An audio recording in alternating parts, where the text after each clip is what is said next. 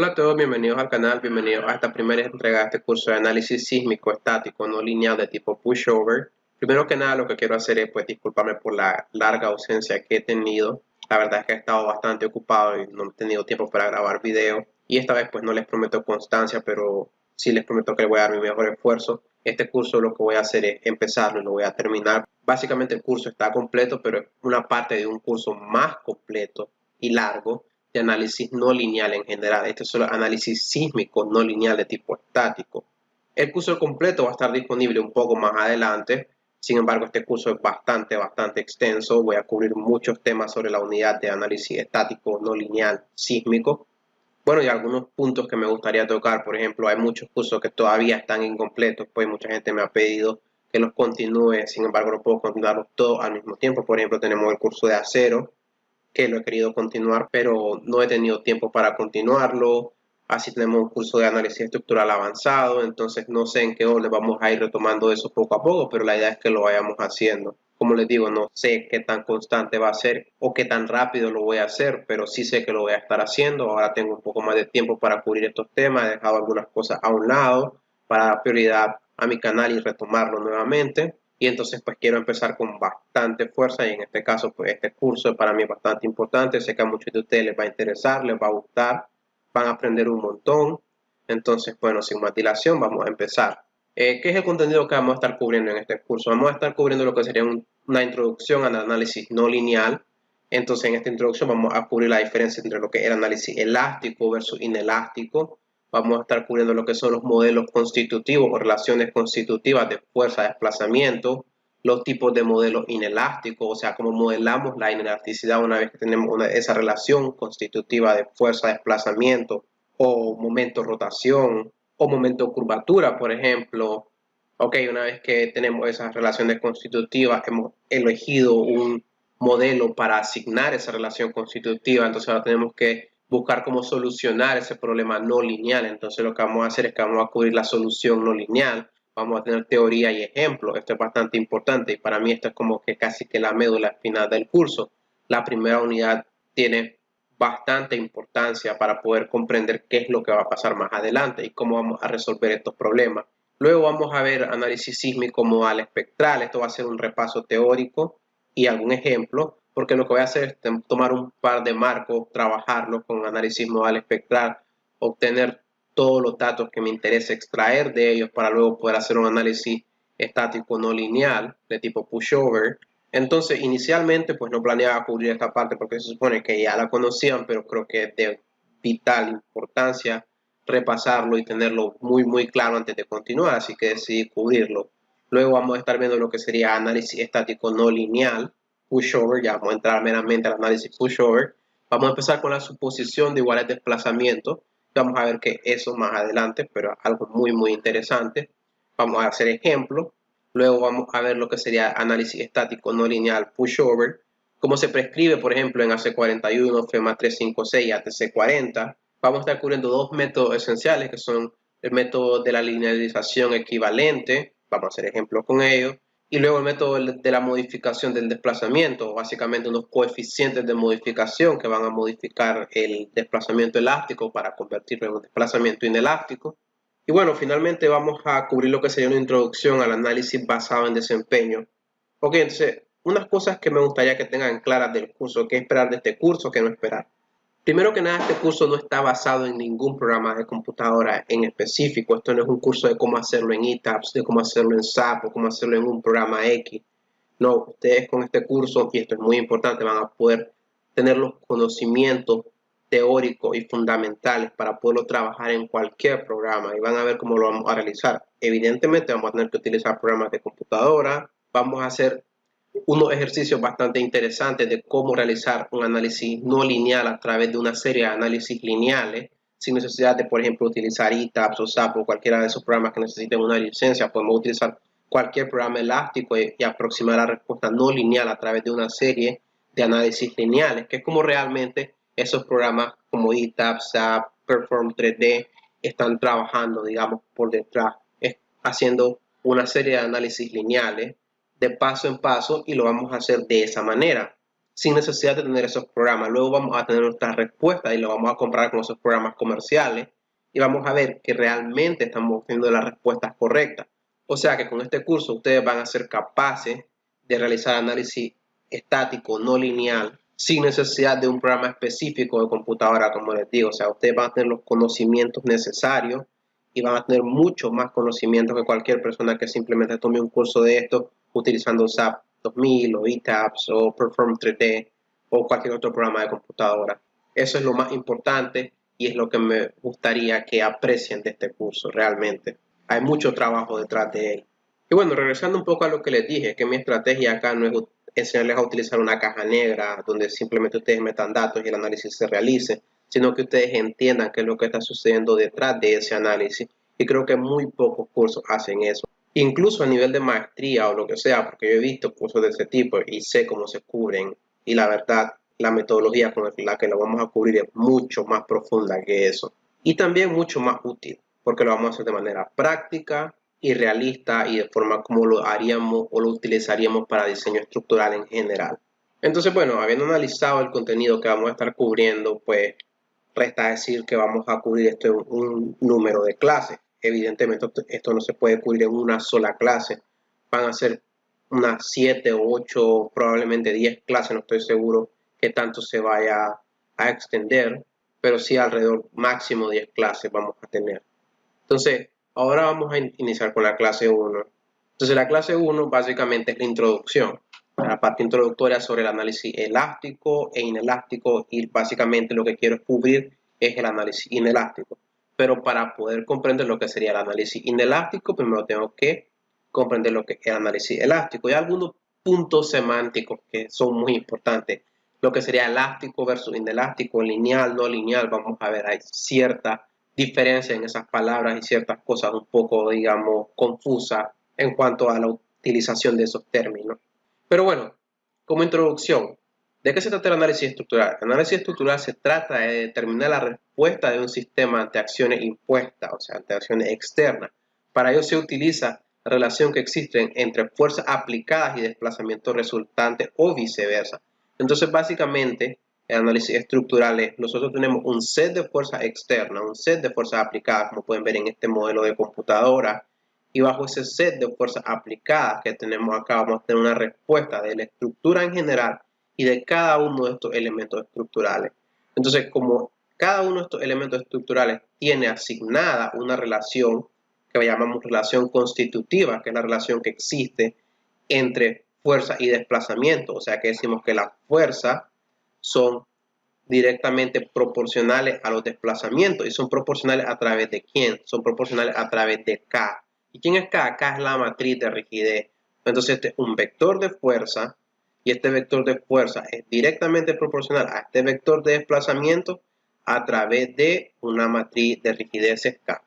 Ahora, cuando el problema elástico, entonces lo que decimos es que la fuerza y desplazamiento son directamente proporcionales. Una vez que yo conozco esta matriz, entonces yo puedo determinar a través de los desplazamientos la fuerza o viceversa. Pues simplemente si quiero conocer los desplazamientos, lo que hago es decir que esos desplazamientos, bueno, acá lo tenemos, serían iguales a la matriz inversa de rigidez multiplicado por el vector de carga, que es lo que normalmente tengo. Aunque también podría ser en el otro sentido, podrían darme unos desplazamientos impuestos y bajo esos desplazamientos obtener la fuerza. Entonces sería simplemente que la fuerza sería igual a la matriz de rigideces multiplicadas por esos desplazamientos impuestos.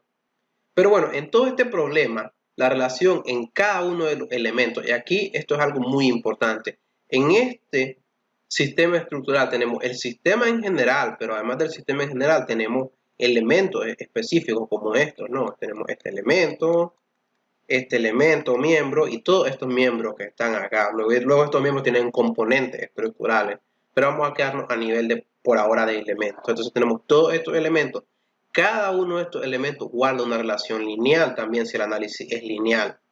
Porque como explico acá, o sea, la relación, ¿verdad?, que existe entre las fuerzas y los desplazamientos pueden ser lineales, como en este ejemplo, pero también pueden ser no lineales, que es lo que vamos a ver a continuación. Entonces, cada uno de estos elementos guarda una relación lineal en él entre la fuerza y los desplazamientos. Y en la matriz de rigidez de cada uno de estos elementos, luego esa matriz de rigidez de cada elemento se ensambla en una matriz de rigidez global y se resuelve para la estructura en general, pero también se puede resolver de regreso para cada uno de los elementos, porque también me interesa saber las rotaciones, los desplazamientos, asentamientos, lo que ustedes quieran de cada uno de los miembros y evidentemente las fuerzas internas. Ok, pero creo que todo esto lo tienen claro porque todo esto es análisis estructural básico, análisis estructural lineal, lo que han visto en la universidad. Pero, ¿qué pasa cuando la relación es no lineal?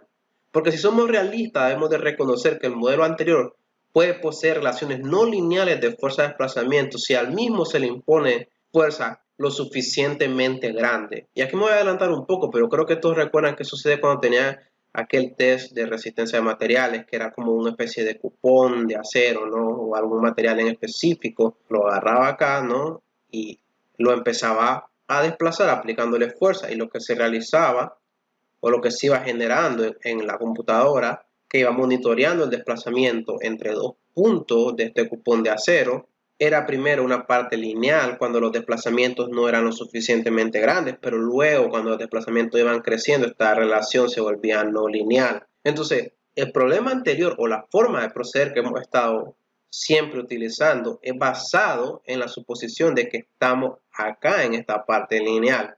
Y si en análisis sísmico hemos utilizado de cierta forma la no linealidad a través de un factor de reducción de respuesta, por ejemplo, famoso R, es de manera implícita y no explícita, porque es simplemente dividiendo entre un factor que reconoce que va a haber no linealidad en esa estructura, nada más. Pero bueno, si ahora estamos en el verdadero análisis no lineal, reconocemos que rápidamente estos desplazamientos, por acá teníamos, por ejemplo, carga, y aquí teníamos, por ejemplo, desplazamiento, o podríamos tener, si quieren decir, esfuerzo, ¿no? Y acá, en lugar de desplazamiento, podríamos decir deformaciones.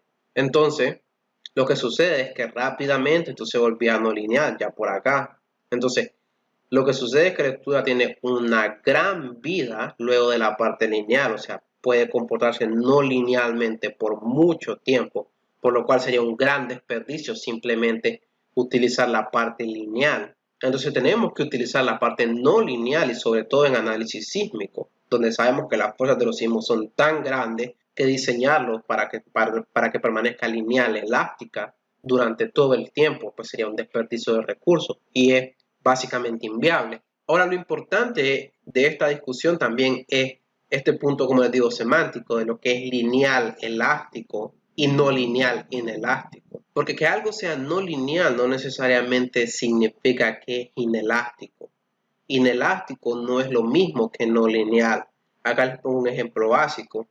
Elástico no necesariamente es lo mismo que lineal. Podemos tener componentes que exhiben comportamiento elástico no lineal.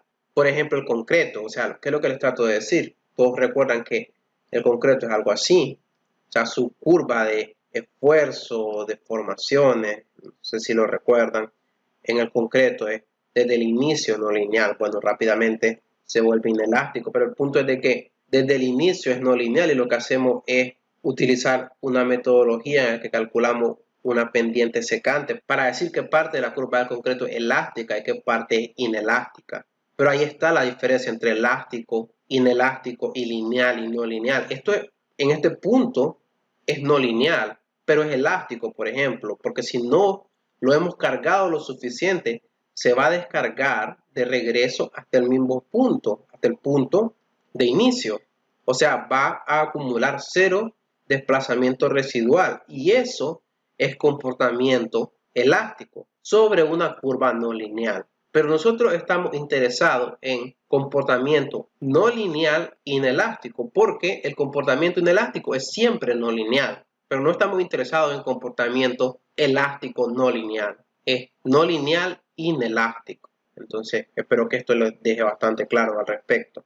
Si tienen cualquier duda, ya saben que siempre me los pueden consultar. Pero bueno, cuando tenemos estas relaciones no lineales y ya de ahora en adelante vamos a referirnos siempre como no lineal a inelástico, vamos a usar el término de forma intercambiable. Para mí, de este punto en adelante, siempre luego de la explicación que les acabo de dar, siempre no lineal se va a referir a inelástico, para que queden claros. Entonces, cuando tenemos este tipo de comportamiento no lineal, ¿verdad? El desafío está cómo ahora determino estos desplazamientos. No puedo utilizar una matriz de rigidez como hacía antes, una matriz de rigidez, al menos no una directa. Entonces, aquí está el desafío. ¿Cómo hago para determinar estos desplazamientos? Porque ahora no puedo decir que la fuerza y los desplazamientos son directamente proporcionales, porque evidentemente no lo son. Entonces, vamos a decir esto, no son directamente proporcionales. No sé si esta es la forma correcta de hacerlo, pero matemáticamente voy a decir, ok, no son proporcionales, ya no. Tiene que haber una forma de relacionarlos, pero no proporcional. Y eso lo vamos a estar viendo en la parte de la solución no lineal, que creo que va a ser la clase 2 o 3, si no estoy mal.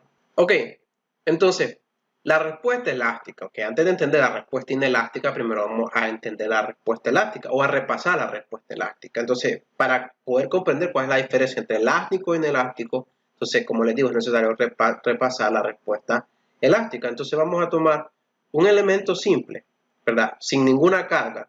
Luego le vamos a aplicar una carga y ese elemento se va a desplazar.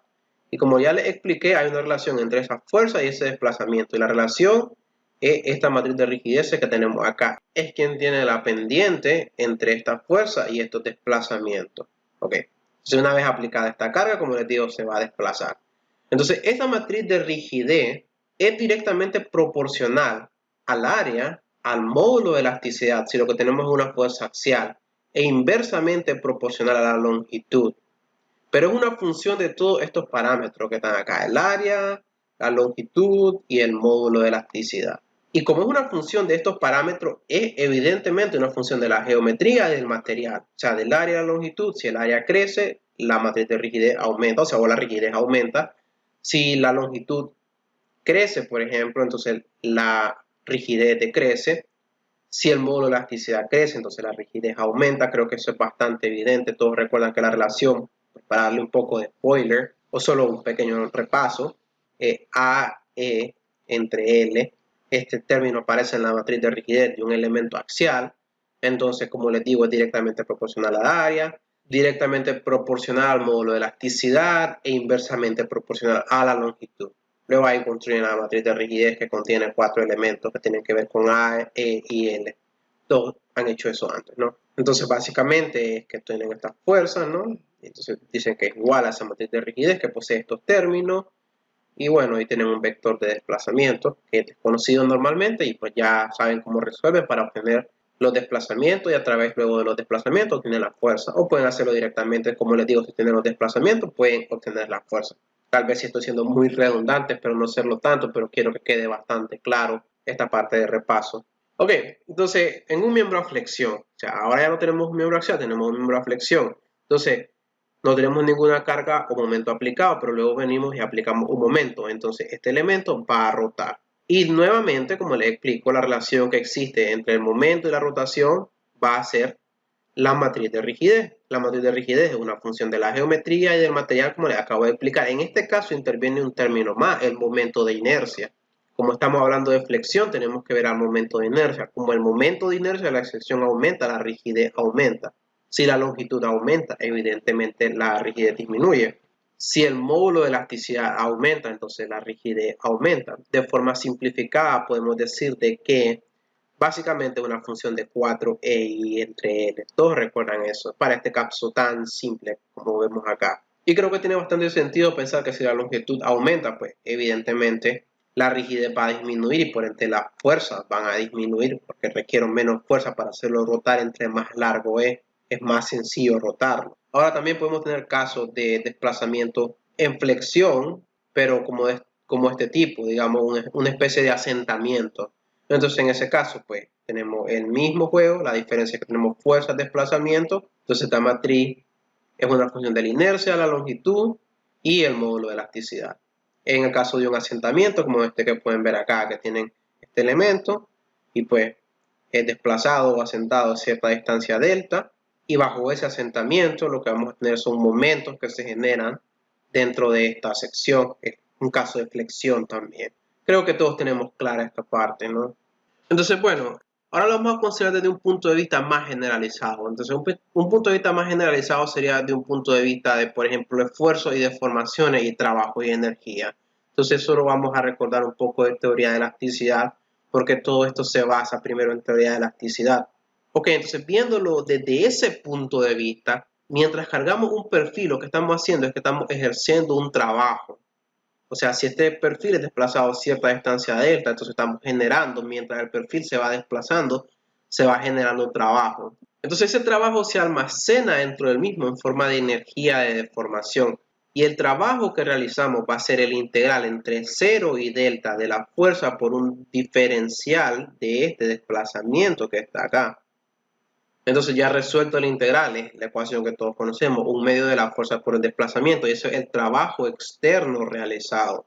Ahora, si el comportamiento del material es lineal elástico, lo que significa es que la ruta, y esto es muy importante, que la ruta de carga y descarga es la misma, o sea que lo voy a cargar sobre esta ruta lineal, y una vez que remueva esa carga, se va a descargar sobre la misma ruta lineal a regresar a este punto de deformación cero. Entonces, para la descarga, lo que sucede es que vamos a tener un trabajo interno. Y ese trabajo interno va a ser un medio de la fuerza por desplazamiento, pero negativo. Porque por eso es que realiza la descarga, porque ahora hace trabajo en el sentido contrario. O sea que el trabajo externo y el trabajo interno tienen la misma magnitud. Y como creo que explicaba en mi curso de acero, piénsenlo de cierta manera de esta forma. Si, por ejemplo, yo pudiese tomar este perfil y desplazarlo con mi mano hasta esta distancia delta y de repente me quedo sin fuerza, porque como ustedes saben, si yo tengo algo sostenido por mucho tiempo, me empiezo a quedar sin fuerza. Entonces ahora el perfil va a regresar a su forma original, entonces va a jalar de mi mano. Podría decir que es como el perfil realizando trabajo en mí ahora, entonces sería como un trabajo negativo. Entonces el trabajo externo es igual al trabajo interno. Pero, ¿cómo se almacena? Bueno, ¿cómo es posible que luego el perfil pueda realizar trabajo de regreso? Bueno, porque lo que hace es almacenarlo en forma de energía de deformación. O sea, una vez que realizo el trabajo externo, mientras ese trabajo externo es realizado, se va almacenando dentro del perfil en forma de energía de deformación. Entonces, lo que podemos decir es que como sabemos que la magnitud es igual porque el trabajo externo es igual al trabajo interno, entonces la energía que se acumula va a tener una magnitud también igual a un medio de la fuerza por el desplazamiento. Ahora podemos escribir esta fuerza en términos de esfuerzo multiplicado por área. Y el desplazamiento lo podemos escribir en términos de deformación y longitud, o deformación unitaria y longitud. Ahora, si tomamos el área por la longitud, lo que vamos a tener es un volumen. Y entonces, ¿qué es esto? Esto lo que está expresando es la cantidad de energía de deformación que se almacena por unidad de volumen. Y esa cantidad de energía de deformación es igual al trabajo externo realizado. Entonces, como les digo, si se realiza ese trabajo externo almacenado como energía de deformación, que es básicamente el área bajo esta curva por ahora lineal de esfuerzo de formación. Todo esto es la energía de deformación acumulada. Una vez que el elemento es descargado, toda esta energía de deformación se libera como el trabajo interno que va a descargar el perfil hasta el punto inicial de cero de formación. Espero que esa parte les quede bastante clara. Ok, entonces de esto ya habíamos hablado. Ahora vamos a hablar del comportamiento inelástico. Y como les digo, ya habíamos hablado de este cupón de acero, que es para una prueba de tensión uniaxial. Entonces, lo que sucede es que este cupón, como les expliqué, se lo tienen que tomar de cada extremo con el equipo UTM y va a desplazar el cupón hasta el punto de la fractura. Y esta es la curva que van a obtener, que tiene varios puntos muy interesantes. Tiene el límite de proporcionalidad, el esfuerzo de fluencia o cedencia, el esfuerzo último. Luego, si ven al eje de las abscisas, lo que tienen es la región lineal, la plasticidad o fluencia perfecta, el endurecimiento por deformación y una zona de restricción. Entonces, bueno, tocando algunos de los puntos importantes, ¿verdad? Entre O y A, o sea, entre este punto y este punto, lo que tenemos es la región lineal. O sea, si yo remuevo la carga entre O y A, esto va a realizar trabajo en el sentido opuesto y va a regresar a este punto de cero desplazamiento. Entonces, en esta región, como en el análisis estructural básico que hemos visto, los esfuerzos y deformaciones son proporcionales. Ahora luego tenemos la región entre A y B.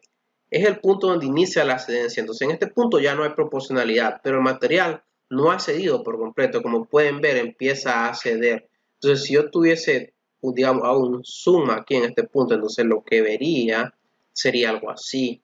Digamos, este es el punto A, entonces viene haciendo esto. Entonces, como ven, ya no es una línea recta, pero no es completamente horizontal, que sería ya ser plástico perfecto, que es lo que luego vamos a ver. Entonces aquí empieza a ceder, ya es no lineal entre A y B. Ok, luego de este punto B, en esta línea entre B y C, lo que tenemos es una plasticidad perfecta, o sea, tenemos una cedencia que hay de B a C. Entonces lo que quiere decir esta plasticidad perfecta es que sin agregar carga voy a seguir obteniendo deformaciones con la misma cantidad de carga que ya había aplicado, no tengo que aumentar la carga. Y luego tendríamos el punto entre C y D, que lo que tenemos es un endurecimiento por deformación.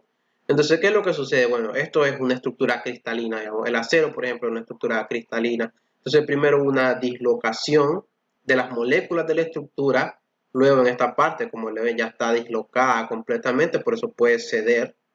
Pero luego lo que hace es enlazarse nuevamente entre C y D, busca una nueva forma de enlazamiento, la estructura cristalina, entonces toma cierta resistencia adicional y es la parte que le llamamos endurecimiento por deformación. O sea, puede tomar un poco más de carga, ya nada que ver con la parte lineal. Y es importante que tengan claro que este gráfico no está a escala. Evidentemente es una forma como caricaturesca de representarlo. Si tuviera escala, ni siquiera podrían ver la parte lineal, sería como algo que ni siquiera podrían ver y luego va muy largo. Entonces, bueno, esto es representativo nada más. Entonces aquí tenemos un endurecimiento por deformación y finalmente alcanzado este punto D, que es la resistencia última, esto simplemente viene de caída hasta llegar al punto de la fractura donde el elemento ha fallado por completo. Bueno, entonces la parte importante de entender en este comportamiento que ahora es inelástico para poder entender todo lo que tiene que ver con análisis no lineal es ver a la parte de energía y trabajo una vez más. Entonces, ¿qué pasa, digamos, con la energía que es acumulada en el comportamiento inelástico?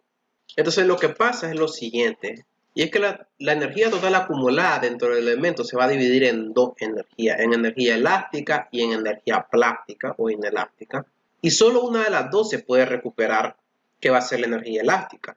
¿Y cómo vamos a recuperar la energía elástica? La vamos a recuperar a través de deformación elástica, porque luego se va a deformar de regreso elásticamente y vamos a recuperar esa parte de la energía a través de esa deformación. Y la energía plástica es disipada a través normalmente de calor o otras formas de disipación que existen, pero no calor es, digamos, la más básica. Si habláramos de concreto, tendríamos, por ejemplo, agrietamiento, deslizamiento del material, etcétera. Entonces, pero bueno, la parte en acero vamos a tomar la parte más básica, que sería en forma de calores, como que creo que lo dije en mi curso de acero. Si toman un kit de papel y le comienzan a doblar una y otra vez, van a sentir de que en ese punto donde lo han estado doblando se pone caliente. Entonces es una forma de liberar esa energía. Entonces, bueno, lo que pasa es lo siguiente.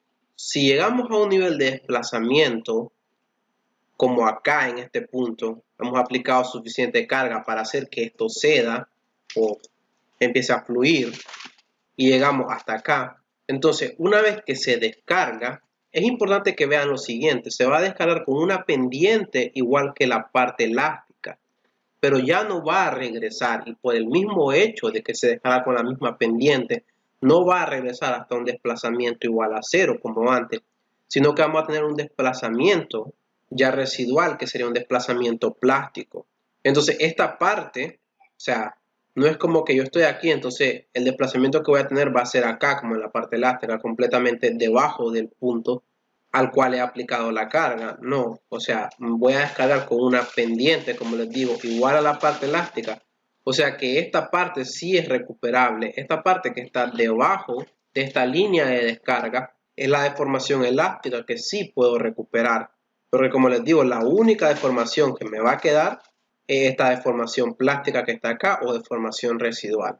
Entonces, hasta este punto, ¿verdad? Todo lo que lo he deformado, puedo decir, o sea, al momento que se toma este elemento y se deforma, llego hasta acá, tengo una deformación total, que va a ser la deformación plástica más la deformación elástica. Una vez que lo descargo, la deformación elástica la recupero, no va a quedar. Se recupera a través del trabajo interno, ¿no? Acumulado en forma de energía de deformación, a través de ese mecanismo se recupera, y esta deformación plástica va a quedar ahí, va a ser una deformación residual. Entonces, una vez que el elemento es descargado, presenta una deformación remanente o residual, podemos llamarle, o plástica, Si se carga nuevamente, presentaría un comportamiento elástico y luego plástico, probablemente con mayor resistencia, pero menor ductilidad. Lo que quiero decir es que pasa si yo vengo lo suficientemente dentro de esta curva de esfuerzo de formación, como en este punto, y lo descargo. Pues se va a descargar con una pendiente igual que esta parte elástica, pero va a quedar siempre esta deformación, ¿no? Entonces, si yo tengo ese elemento estructural, cualquiera que sea, y se lo entrego a alguien más, tal vez no va a ser capaz de percibir que ya fue cargado. Entonces viene y lo carga nuevamente. Entonces para él es un material completamente nuevo, digamos, un perfil, quiero decir, completamente nuevo. Entonces va a notar que tiene mayor resistencia porque ahora va a cargar, pero como ya tengo esta deformación permanente, entonces va a cargar sobre esta línea nuevamente, porque nada de esto existe ya para ese perfil. Entonces va a cargar sobre esta línea y va a seguir cargando por este punto hasta llegar a la falla. Entonces, como pueden ver, es más resistente, pero le falta menos para llegar a la falla, entonces menos dúctil. Y recuerden que la definición de ductilidad es la capacidad que algo tiene de exhibir comportamiento inelástico o de tener comportamiento inelástico. Bueno, entonces es importante tener en mente que el comportamiento inelástico que acabamos de describir no es únicamente aplicable a elementos sometidos a fuerzas axiales. O sea, si tenemos elementos sometidos a flexión, vamos a tener exactamente el mismo comportamiento. La diferencia es que ya no vamos a hablar de fuerza y desplazamiento, sino vamos a hablar de momento y rotación, pero aplica exactamente lo mismo. El trabajo externo es igual al trabajo interno y todo lo que acabamos de explicar es aplicable en el caso de tener momento y rotación o un miembro sometido a flexión. Entonces, en resumen, ¿qué sucede? Bueno, la deformación total, pongamos acá total, ¿no?